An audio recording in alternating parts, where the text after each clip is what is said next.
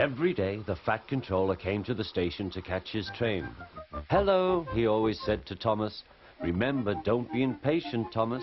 You can never be as strong and fast as Gordon, but you can be a really useful engine.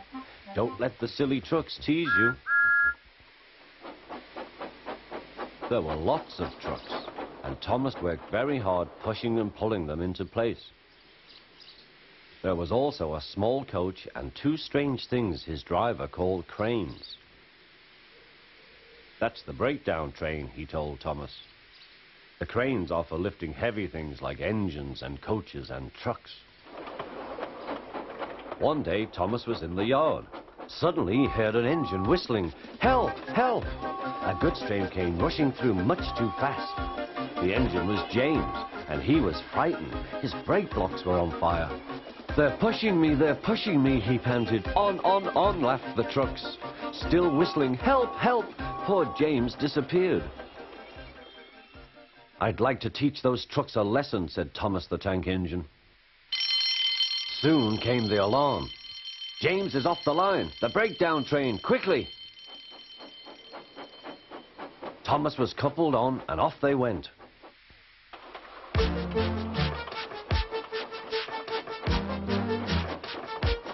Thomas worked his hardest. "Hurry, hurry, hurry," he puffed. He wasn't pretending to be like Gordon. He really meant it. "Bother those trucks and their tricks. I hope poor James isn't hurt."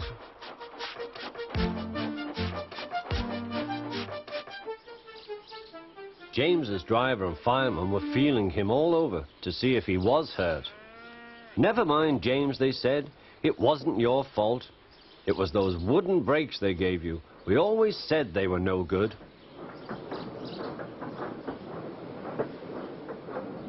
Thomas pushed the breakdown train alongside.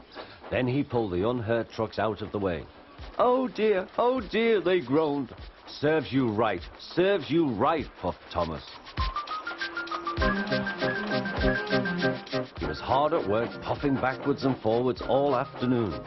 "This'll teach you a lesson, this'll teach you a lesson," he told the trucks.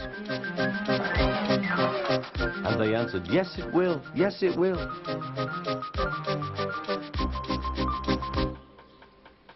They left the broken trucks, then with two cranes they put James back on the rails.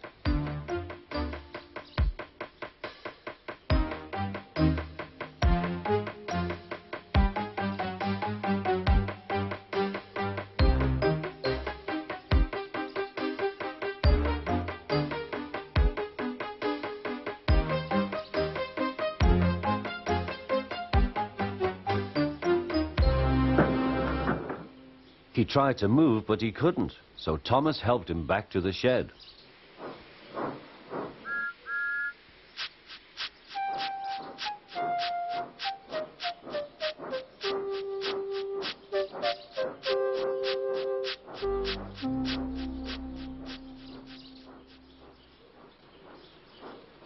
The fat controller was waiting anxiously for them. "Well, Thomas," he said, "I've heard all about it, and I'm very pleased with you. You're a really useful engine. James shall have some proper brakes and a new coat of paint, and you shall have a branch line all to yourself." "Oh, thank you, sir," said Thomas. Now Thomas is as happy as can be. He has a branch line and two coaches called Annie and Clarabel. He puffs proudly backwards and forwards with them all day.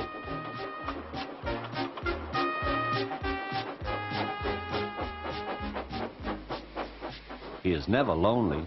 Edward and Henry stop quite often and tell him the news. Gordon is always in a hurry, but never forgets to say poop poop, and Thomas always whistles peep peep in return.